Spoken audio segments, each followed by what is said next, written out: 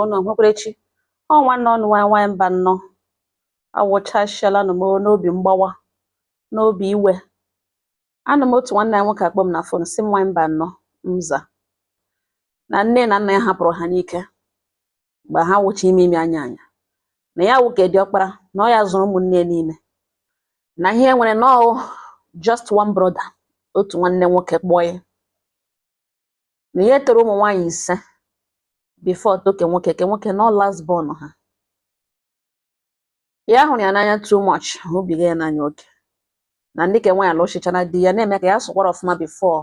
ya lụọ nwaanyị. Na ya nwere last plan ya eji n'aka that time isend nwanne ya nwoke last born ha abroad. No the only thing ọ fọrọ ya before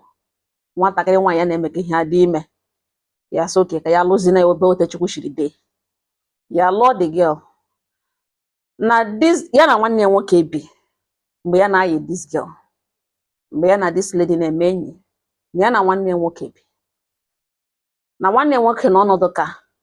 otu anya ya ji ahụ ụzọ, ya nwa otu anya, nwanne ya nwoke nwa anya ka ọzọ, na even ego ya nwere na bank na nwanne ya nwoke mago ya, na ya na-ahụta nwanne ya nwoke ahụ like a precious stone, na enwebeghị ọ nara before ya hapụ inye. Na ọ nọ mgbe ya matara this lady, nọ mgbe ya bidoro yiwa this lady, ruo mgbe afọ ime chara ya ga lụọ the girl. Nlụwakwa ha lụchara gbaa akwụkwọ amụọ nwa anọ ntara ya wụ nwa nwoke, etiwere nwanne ya nwoke akwụkwọ ka ọ bịa gawa n'ihi na ọ dịla worried agụrụ ịpụ agụ nwanne ya. O mee nwanne nkwagharị ya nụrụ ya na asọf ịntanet na-eme research, ọ sị na kọntrị ya n'obi ga nọ Finland, etinye akwụkwọ edina ya visa, alụghachita try wakwa again na nọ n'elu ya nwunye ya dị ime ka abụọ, na edina ya na nwanne ya nwoke visa 3 good times, 3 different countries edina ya na nwanne ya nwoke visa. Na ya nwere shop atọ na nwanne ya nwoke na-anọrọ ya n'ofu, na ya bi n'ụlọ bi obibi, na nwunye ahụkwanụ the young man n'anya were kwuo ya mere nwanne ya na-ekele Chineke otu ha abụọ shi na-get along na-arapụ ya na-aja Chineke mmasị nụkwa na Chineke gọziri ya na nwaanyị o nyere ya batara na mee understand mata otu esi hụ nwanne nwoke nọ n'anya. Na nwaanyị mba nọ mza ya sị m hụkwanụ nwanne ya nwoke ahụ na ọ mara mma nwoke topu na m hụgodo body structure ya na ọ na-aga gym every Saturday, na the young man mara mma nwoke na ọ makarịchara ha niile ihe niile nne ha mụrụ because ya ekwe ya taa ahụhụ na e were edewe n'elu comfort. Na nwunye shie nri onye ọbụla na-eri riju afọ, ọ na-asavụ everybody eri nri riju afọ. Na ihe a na-aga on, nwunye ya amụọ nwa ka abụọ rie ime ka atọ, ya gwa nwanne nwoke na ọ karịala ịnọ n'okpuru ya na-ama na ejiziri ya shop, na shop ọha nọ n'ime na ewerezie ya na ihe gbasara travel ya na a ga-etinye n'aka Chineke, mee ekpere chọọ iru Chineke dị sure, make sure that na another country ọzọ ga-atara ya agaghị edina ya visa. Amarakwa ihe kpatara na-eji na-edina ya visa, ma ọ wụ interview maybe ọ na-emisfire, ka amara ihe kpatara eji na-edina ya visa, na a ga-akwadoro ọfụma before a na-aga n'ihu. Na ngwa ya werezie shop ka ahụ na ọ nọrọ ebe ahụ enweghị o retere ya ewere, na ọ ma na otu esi ebute ahịa na ebe ebuteghị ahịa na ihe a na-ere ahịa na ihe ahịa nyere, na ya werezie shop ka ahụ nọrọ nwazie ebe ahụ. Then gaa chọọ ụlọ na ọ wụọla dimkpa now 32 years old, na o kwesịrị ibiri onwe ya ka o nwee ike build a relationship, mara nwa agbọghọbịa ka nwa agbọghọbịa marakwana ya ma ọ wụ na ụlọ ka ha ga na-amara onwe ha na onye idiele privacy n'ihi na ọ wụọla man ya nụrụ nga nwanne nwoke aṅụ dị very happy.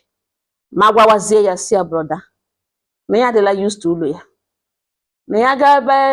ha yi ụlọ na-aga na ịga ebe ahụ ya ga-akpọwuru na obi ya ga-anọkwa nga na nga na ya nụlụrụ ya ahụ,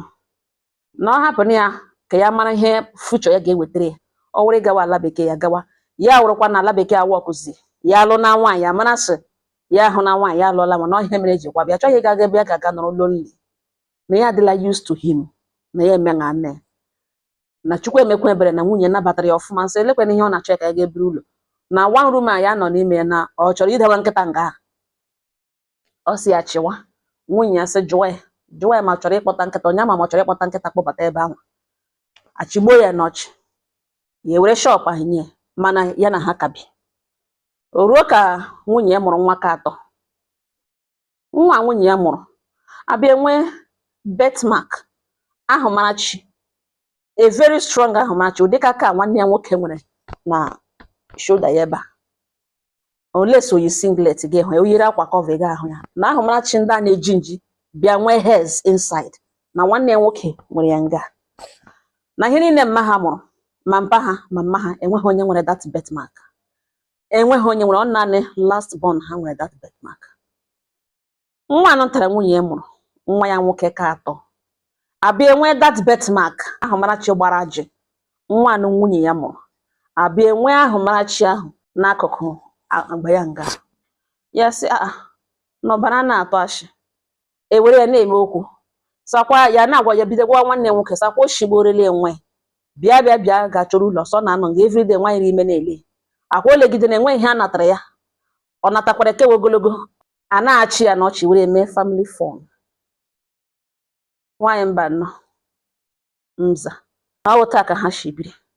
ya kemgbe eji lụọ nwaanyị ya gabe na phone ya bifo ya enwe time phone ya na ya zụrụ nwunye ya iPhone 15 na nwunye ya enweghị time phone nwunye enwe mgbe eji nwee time n'ihi na ihe a wee lady ya yere ọkarata ya na ọ dị decent na ya enweghị any reason checkmate ya ma ọ fọkwasị isi wetagodo phone ya nwere phone enweghị ihe eji phone nwunye ya eme and nwunye kwere enwekwana time phone ya na ha abụọ trust each other ma ọ weta ha shibiri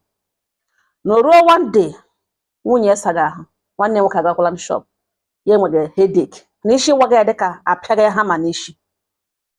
na ya decide ya ịnọ ya doruziri na n'elu bed nwunye ya baiga gị saa ahụ phone nwunye gbotorokwa na okpuru pilo ya ma na o dewere n'okpuru pilo o bido vibrate vum vum ya wepụta ya hụ na ọwụhụ call ya ọ na ya wepụtara ka ya kpọọ nwunye na phone na-ere nge dete na akwụsị ahụta na ọ meseji ọwụhụ call ya gụọ meseji a n'elu butuo ya n'elu ya wụrụ meseji ọsị gịnị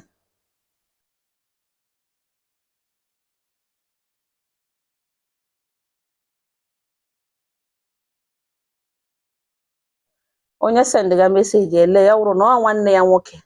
sendịrị nwunye dị meseji akpata ya wụzuo ya nwunye saga ahụ ya chọta ya ga-eshi mepe phone ahụ because o block ya mahụ ya werezie phone ka one of his phones tige na silence dezuo ya jụwazie nwunye si ya biko na this other phone nwere screen problem na ọhụrụ the other phone ya nwunye ya si mba nọrọ na bathroom si mba ya hụ ya na-agbakpụrụkpụ werezie phone ya si ya weregodo gbaghegodo ka ya were kpọọ nọmba ka ya na o were phone ya dial godo nọmba ya ya were phone nwunye hand ya ọka n'ova ya agbaghe ya dial nọmba ka ya nyezie the phone ya si ya narazie the phone si ya hụ don nwere ka ya chọ ya phone ya ringere ya ga-ewetara phone ya ọsị no wahala ogushie ụzọ ya end ya the call ozugbo gaa straight to that message mgbe ya hụrụ message kembụ okwe ya idi ya gaghachi back to that bathroom gbashizie dị ụzọ from inside nke na nwunye na-aga apụtalizoleso ya nwa mepere ya ụzọ nwunye ya sị na enye ya phone ya na ya wetana phone na ọwụ ọkwa ka ọ gbanyere damis ọhụrụ na phone ya cs na ahụ na ekulo down ya nụrụ di ya bido plewe ma voice note nwanne nwoke sendere nwunye ebe nwanne nwoke na-agwa nwunye sị you have to stop this, you have to stop this, I'm beginning to feel guilty. Ihe anyị na-eme adịghị mma, ọ dịghị mma eziokwu m niile. Nwanne m nwoke sometimes I feel like dying. Nwunye na-ajụ ya sị ya na ya mezinye ya ka ya na-efeel guilty na ọ bụrụ na ọ like ihe ha na-eme. Mgbe nwanne nwoke suggested ka ọ ga chọrọ ụlọ ka ọ na-aga ịchọrọ ụlọ, and the reason o ji ka nọrọkwa baa because gịnị ihe a na-eme dị ya mma, ọ dị ụtọ. So na ya na-agwa agwazina ụmụ ihe ndị ọ na-agwa ya na-eme ya na-efeel guilty. Ya agbalitechazie the voice note nwunye ya nọrọ n'ime bathroom na-anụ ya na-akụzi aka ha ọ na-emepere n'ụzọ n'ụzọ nye m phone nyepe n'ụzọ. Mgbe ọ bịara agbazie nkịtị ghọta that na ihe meganụ na ya adịghị ready imepe dị ụzọ. Ọ nọrọzie ebe a sị I can explain, at least give me a minute to explain. Ya bịa gozie that message ya noticezie ebe a ka ya ghọtaziri that na nwa ikpeazụ nwunye ya mụrụ ya na ọ nwanne nwoke tọrọ ya ime ya mgbe ya mere travel. From the message ka ya ghọtara that na mgbe ya mere travel nwunye ya nọ na window period ya na nwanne nwoke emekọ na ya mere travel ihe ya nọrọ naanị 3 weeks na ọ wụhere ka nwanne nwoke jiri chefuo na ya nwanne ya chefuo na nne ha na nna ha hapụrụ ha n'ike chefuo ịhụnanya niile ya nwere n'ebe ya nọ, nwee mind eri ya nwunye ya elu n'anya bambam na nwaanyị mba nnọọ nza na ya ụta ya na-agwa m ihe ugbo ya nọ n'ụlọ ya na ya nọ na hotel nọ ebe a ka ya na ya nọ na dị ahịa for 1 week ụfọdụ ya tọrọrọ gaa na shop laghachi back to hotel na nwunye ya gbọgide na ya nwa ama what to do na ihe onye mere ya onye mara ya ube na ọ dị only brother ya nwere na ụmụnne ndị ke nwaanyị na-ada nne ya ka e toro direct na enwebe any one of them ya kọrọ this thing na enwebe ntị ọzọ na ya agaghị otu mgbe ya kogara na m juderele ya mba ụwa na ya dị stuck in the middle na ya amaghị what to do mana ofu ihe doro ya anya na ya sachiala onwe ya lee onwe ya anya na ọnwụ na nwunye ga-adị this good, dị this loyal to him, dị this nice to him, ma na-eme ya ihe akwụna agara aga buru na hotel na-aga emedi ọwụ akwụna niile na-agba n'ezi ma ha lụọ mee ya ihe na-enwe ihe the worst thing mmadụ nwere ike ime onye ọ hụrụ n'anya na-abịa na nke marriage ya na nwunye na ọ dịla over mana nke nwanne ya nwoke ka ya na-amaghị ya ga-eme. In fact na ndị ụwa gwagodi ya what to do, na onye ọbụla sachi onwe ya gwagodi ya ihe ya ga-eme. Ụmụnne m ọ ka agwụ m n'ọnụ, ike agwụ m otu o si gbotoro m ya ka m si bịa gbotoro ya ọnụ. Ị gaghị aghọta ugboro ole m mere this video, break it down. I had to start all over again. Na finally emene m ya oji ejiri m bịa eji ọnụ ya ka m bịa gbotoro ya ọnụ. Nwanne mmadụ, the only brother, mmadụ abụọ hụrụ n'anya. Ụmụnne m enweghị ọnụ ga-agwa ya ọ na-agwa ya ọ ga ọha nọ m n'ọnụ udo dịrị ọnụ.